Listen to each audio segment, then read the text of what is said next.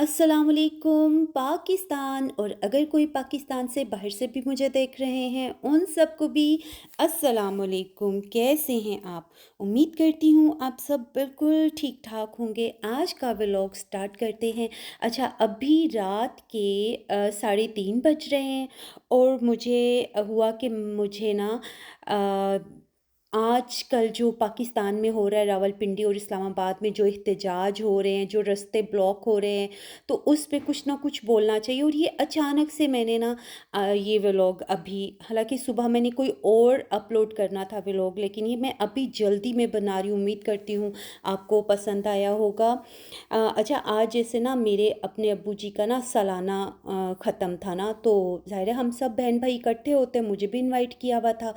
अच्छा, late night मैं सब तरफ से पता करती रही हूँ कि कौन से रास्ते खुले हुए हैं, क्या हिसाब है क्या। तो वो बस यही था कि नहीं, रास्ते बंद है, अगर आपने जाना है तो बाइक पे जाएं। अब मैं बाइक पे जा नहीं सकती थी, बाइक था नहीं हमारे पास।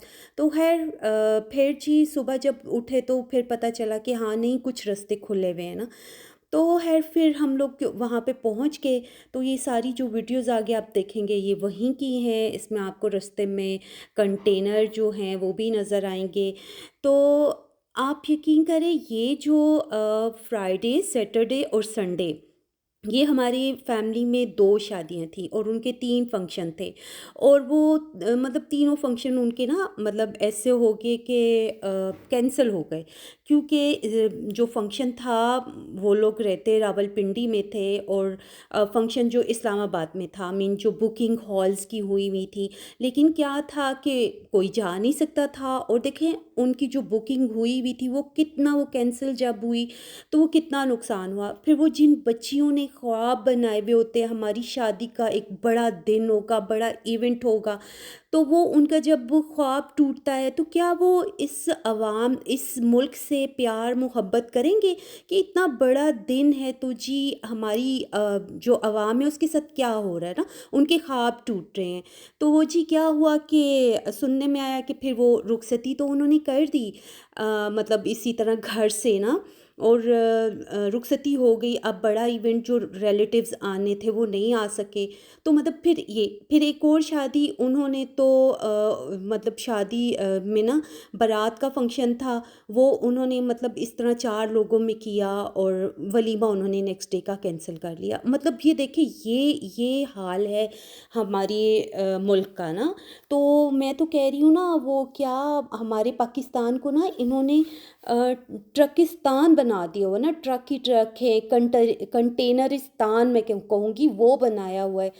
देखें, इस्लामाबाद और रावलपिंडी जैसे ना बड़े शहरों में एहतजाज नहीं होना चाहिए, क्योंकि इन एहतजाजों ने ना आम आवाम की ज़िंदगी को असियतनाक बना दिया हुआ है। जब भी कोई सियासी जमात या गिरोह सड़कों पर निकल आता है ना, तो पूरा निज़ाम ज़िंदगी मफलूज हो जाता है। अवाम जो सुबह अपने बच्चों को स्कूल छोड़ते हैं, दफ्तर जाने या रोज़गार के लिए निकलते हैं, वो सड़कों पर घंटों फंसे रहते हैं। घंटों की ट्रैफिक जैम और शोर शराबा, नारेबाजी, रोड ब्लॉक्स करने से अवामी ज़िंदगी में जो मुश्किलात पैदा होती है ना, वो इन लोगों को कभी समझ नहीं आती। जो सिर्फ अपनी सियासत चमकाने के लिए ऐसे एहतजाज करते हैं, इन मुजाहिरों से हस्पतालों तक जाने वाले मरीज़, स्कूल जाने वाले बच्चे, मजदूरी पर जाने वाले गरीब और दुकानें खोलने वाले छोटे कारोबारी लोग सब शदीद मुतासिर होते हैं।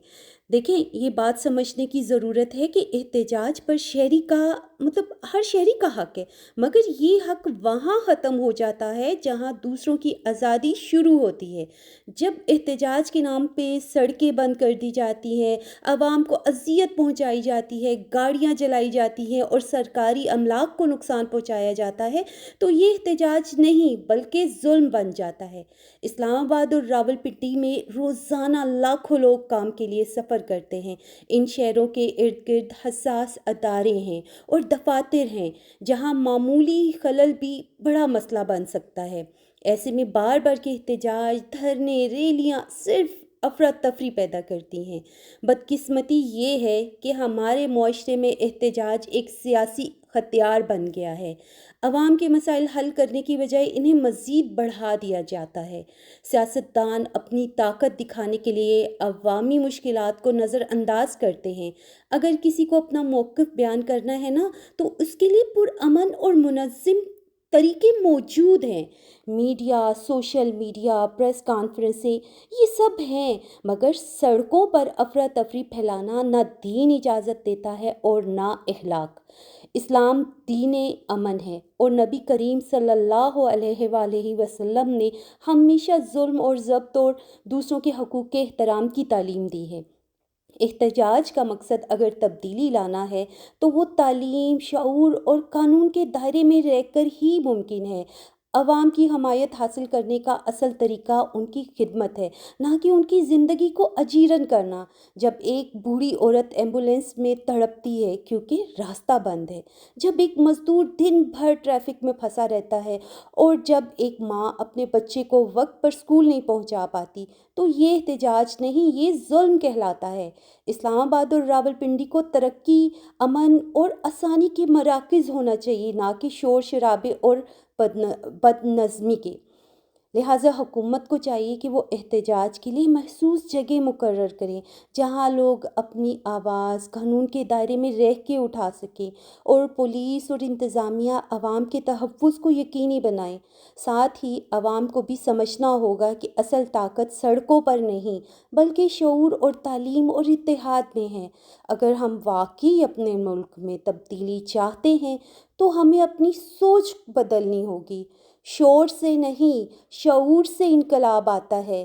عوام کو تنگ کر کے نہیں، عوام کے دل جیت کر تبدیلی آتی ہے۔ اسلام آباد اور راولپنڈی جیسے خوبصورت شہر ہمارے ملک کا چہرہ ہیں۔ انہیں سیاست کے شور سے نہیں، بلکہ نظم و سکون سے سجانے کی ضرورت ہے۔ دیکھیں، دوسرے ملک ہیں، بڑے بڑے ملک ہیں، ان میں بھی احتجاج ہوتا ہے۔ احتجاج ہر انسان کا حق ہے، لیکن اس حق کو طریقے سے استعمال کریں۔ ایک ایسی جگہ بنا دینی چاہیے کہ جہاں پہ جس کو احتجاج کرنا ہے، اپنا پوائنٹ آف ویو بیان کرنا ہے، وہ وہاں پہ کریں۔ لیکن یہ طریقہ نہیں ہے کہ روڈز بلاک ہو جائیں، لوگوں کی شادیاں ختم ہو رہی ہیں، لوگوں کی جانیں جا رہی ہیں، ایمبولینس پہنچ نہیں پا رہی، کسی کو ہارٹ اٹیک آ رہا ہے۔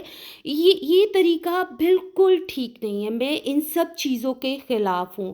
پاکستان کو پرامن رہنے دیں، خدا کا نام ہے، پاکستان میں یہ چیزیں نہ ختم کریں جو پاکستان کو بدنام کر رہی ہیں۔ پاکستان بہت خوبصورت ملک ہے، میں کہتی ہوں اس جیسا کوئی بھی نہیں ہے، تو یہاں کی عوام سے آزادی کا حق مت چھینیں۔ تو شاید میں تھوڑی جذباتی ہو گئی ہوں، لیکن کیونکہ جو کچھ میں نے دیکھا آج، میں نے یہ سارا جو سفر کیا، تو وہ میں نے آپ کو بیچ میں سے تھوڑا تھوڑا دکھایا۔ بیچ میں کئی جگہ پہ بہت نفری تھی، بہت پولیس تھی، کیونکہ وہاں پہ بھی میں فوٹیج نہیں لے سکی، کہ ایک ڈر بھی ہوتا ہے کہ آپ کا موبائل فون آپ سے آزادی کا حق نہ چھین لیا جائے۔ تو اوکے جی، یہ تھا میرا آج کا ولاگ۔ امید کرتی ہوں آپ کو پسند آیا ہوگا۔ پسند آیا ہو تو پلیز میرے چینل کو لائک، شیئر، سبسکرائب کر دیں۔ پھر ملتے ہیں کسی اگلے ولاگ میں، تب تک کے لیے اللہ حافظ۔